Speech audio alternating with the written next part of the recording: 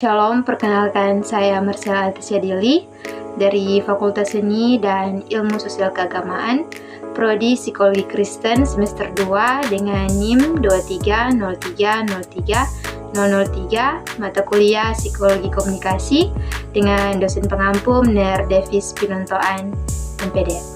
Di sini saya akan membahas tentang karakteristik manusia komunikan. Kita masuk dalam pengertian. Karakteristik manusia sebagai komunikan merujuk pada berbagai sifat, perilaku, dan faktor yang mempengaruhi bagaimana individu menerima, menafsirkan, dan merespon pesan. Dalam proses komunikasi dan peran utama pada komunikasi adalah manusia.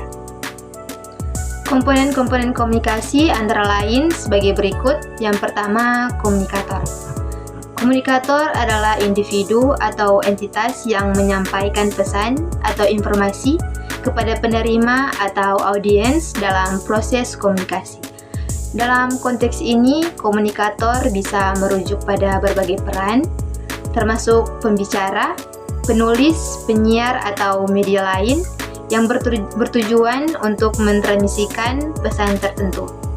Yang kedua, pesan. Pesan dalam konteks komunikasi merujuk pada informasi, ide, pikiran, atau perasaan yang dikirimkan oleh komunikator, pengirim pesan kepada komunikan, penerima pesan, melalui suatu media atau saluran komunikasi. Pesan bisa berbentuk verbal seperti kata-kata yang diucapkan atau ditulis, maupun nonverbal seperti gerakan tubuh, ekspresi wajah, dan intonasi suara. Dan yang ketiga, komunikasi. Komunikasi adalah proses pertukaran informasi, ide, pikiran, atau perasaan antara dua pihak atau lebih melalui suatu media atau saluran tertentu. Proses ini melibatkan pengiriman, penerimaan, dan interpretasi pesan dengan tujuan untuk mencapai pemahaman yang sama dalam berbagai bentuk, termasuk lisan, tulisan, visual, dan nonverbal.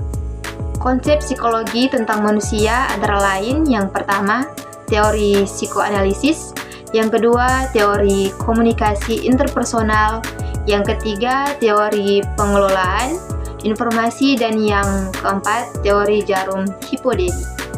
Faktor personal yang mempengaruhi perilaku manusia ada dua. Yang pertama, faktor biologis. Yang kedua, faktor sosiologis seperti sikap, emosi, kepercayaan, kebiasaan, dan kemauan. Faktor-faktor situasional yang mempengaruhi perilaku manusia ada 5, yaitu yang pertama, faktor ekologis; yang kedua, faktor temporal; yang ketiga, faktor rancangan dan arsitektur; dan yang keempat, faktor lingkungan psikososial; dan yang kelima, faktor sosial. Sekian dan terima kasih.